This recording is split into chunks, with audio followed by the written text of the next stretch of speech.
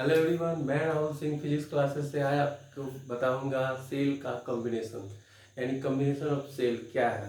ठीक, combination of cell कैसे होता है, ये क्यों किया जाता है, इसी के बारे में आज हम लोग बात करेंगे। ठीक, सबसे पहले जानते हैं कि नॉर्मली भाषा में कि सेल जो क्या होता है कि सेल किसी विद्युत परिपथ में, आप जानते हो कि सेल किसी विद्युत परिपथ में प्रयुक्त विद्युत धारा प्राप्त करने का एक स्रोत होता है। ओके, अब सेल का संयोजन क्यों किया जाता है? नॉर्मली भाषा में आप जानते हो कि एक सेल से बहुत कम विद्युत धारा प्राप्त होती है। एक नॉर्मली सेल से बहुत कम विद्युत धारा प्राप्त होती है, अतः परिपथ में अधिक धारा प्राप्त करने के लिए, बहुत ज़्यादा धारा प्राप्त करने के लिए, करंट प्राप्त करने के लिए दो या दो से अधिक सेलों का संयोजन किया जाता है। तो उसे क्या बोलते हैं? सेलों का संयोजन कहते हैं, यानी कॉम्बिनेशन ऑफ सेल कहते हैं। सेलों के संयोजन को बैटरी कहते हैं।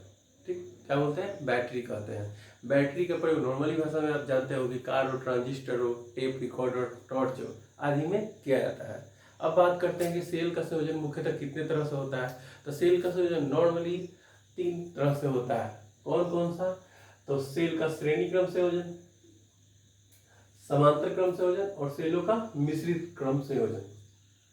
ओके, आपका series combination of cell, parallel combination of cell और कंपाउंड कॉम्बिनेशन ऑफ सेल, ये मुख्यतः 3 होते हैं।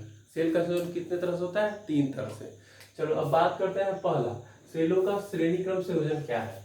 तो सेलों को इस प्रकार जोड़ा जाए कि एक सेल का टर्मिनल, पहले सेल का टर्मिनल यानी ये पहले सेल का टर्मिनल दूसरे सेल के विपरीत ध्रुवता वाले दूसरे सेल के देख रहे हो कि 2 सेल है, दूसरे सेल के विपरीत ध्रुवता वाले यानी माइनस विपरीत ध्रुवता वाले टर्मिनल से जुड़ा हो, तो इस प्रकार के संयोजन को श्रेणी क्रम संयोजन कहते हैं। तो इस प्रकार के संयोजन को श्रेणी क्रम संयोजन कहते हैं। अर्थात कि पहले सेल का, अब देख सकते हो कि ये जो पहला सेल है, यहाँ धनात्मक सिरा दूसरे सिरे के यानी विपरीत ध्रुवता वाले ऋणात्मक सिरे से जुड़ा हो तो क्या कहलाता है? सेल का श्रेणी क्रम संयोजन कहलाता है। ओके, अब इसके सिद्धांत के यानी प्रिंसिपल की बात करते हैं। आप देख सकते हो अब रेसिस्टेंस, ये रेसिस्टेंस क्यों जोड़ाता है? ये आप R1 जानते हो, R1 R2 क्या है? आंतरिक प्रतिरोध है, सेल का आंतरिक प्रतिरोध। E1 E2 दो विद्युत वाहक बल लगे हुए हैं। ठीक, अब बात करते हैं इसके सिद्धांत की। क्योंकि 2 सेल श्रेणी क्रम में जुड़े हुए हैं, आप देख सकते हो कि 2 सेल किस में जुड़े हुए हैं? श्रेणी क्रम। ये पहला सिरा, ये दूसरा, ये दूसरा सिरा और ये दूसरे का पहला सिरा, ये दूसरा सिरा।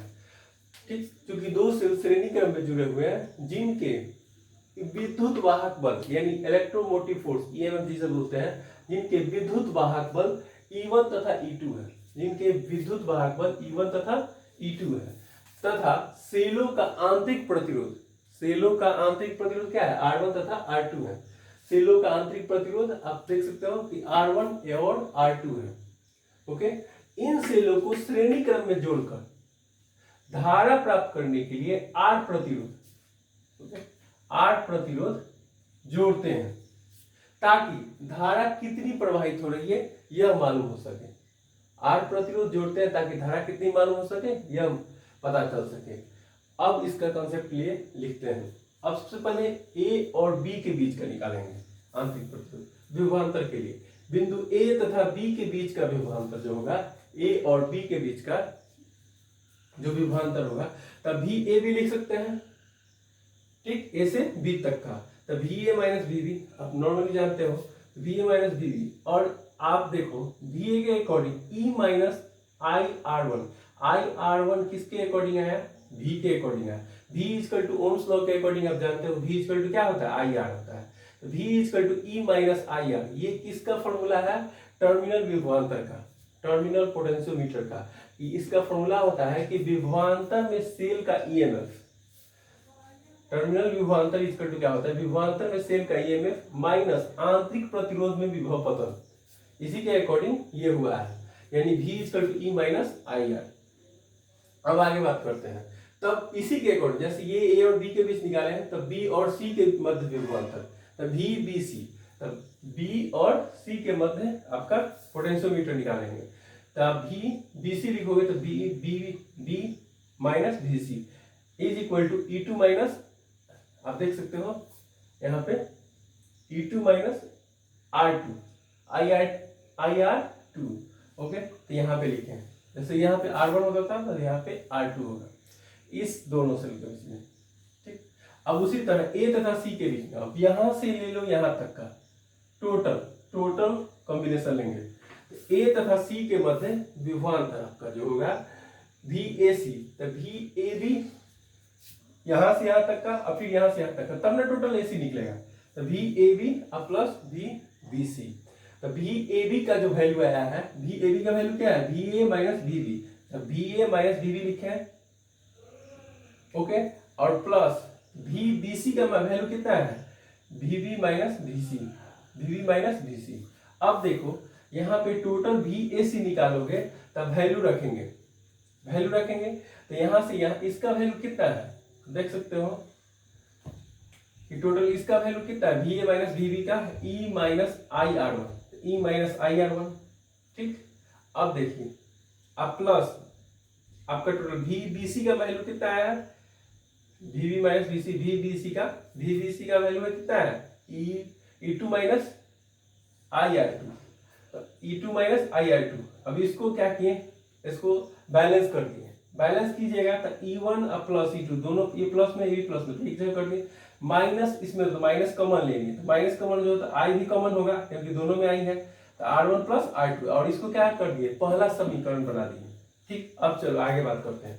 तब माना कि संयोजन में दोनों सेलों का कुल आंतरिक प्रतिरोध, तो ये उस कॉम्बिनेशन बना है, इन दोनों सेलों का टोटल इंटरनल रेसिस्टेंस कितना होगा, कुल आंतरिक प्रतिरोध Req मतलब इक्विवेलेंस के बराबर है, तथा कुल विद्युत वाहक बल E यानी E1 और E2 के अकॉर्डिंग कुल विद्युत वाहक बल EQ हो तो VAC इसके अकॉर्डिंग, तब E टोटल इंटरनल के अकॉर्डिंग, इसके अकॉर्डिंग ये हुआ, क्योंकि आप देख सकते हो E1 और E2 के लिए कुल विद्युत वाहक बल लिए हैं, तो E1 प्लस E2, इसीलिए विद्युत वाहक बल टोटल इक्विवेलेंस के लिए EEQ माइनस IREQ, यानी IREQ का मतलब R का मतलब क्या हुआ, R1 प्लस R2, इसीलिए यहाँ पे ऐसा लिखा हुआ है। चलो आगे बात करते हैं यहाँ से कि इसलिए VAC के दोनों समीकरण की तुलना करने पर, VAC का जो समीकरण है दोनों ये और ये, इन दोनों समीकरण को तुलना करने पर ओम के नियम से, क्या ओम के नियम से, तो आप जानते हैं ओम के नियम से V इक्वल टू क्या होता है IR। ठीक, अब यहाँ पे आप देख सकते हो कि VAC के अकॉर्डिंग, यहाँ पे VAC के according is equal to IR, तो VAC का वैल्यू कितना है, यहाँ पे है ना समीकरण 1 से, यहाँ पे लिख दिया स्पष्ट समीकरण 1 से, तो E1 plus E2 minus IR1 plus R2, तो इसी को यहाँ पे लिखे हैं VAC के अकॉर्डिंग, IR का IR के। अब इसको क्या करोगे, अब इसको बैलेंस कर लेते हैं। ठीक, अब इसको बैलेंस करोगे तो आप देखो इधर ये माइनस में है, सब इधर ले जाओगे तो प्लस में होगा, IR यहाँ पे अब प्लस IR1 अब plus IR2 is equal to E1 plus E2 होगा। अब इन सब में से कॉमन क्या होगा, I कॉमन ले लो, I कॉमन लीजिएगा तो R अब plus R1 plus R2 is equal to E1 plus E2। Okay, इतना हुआ।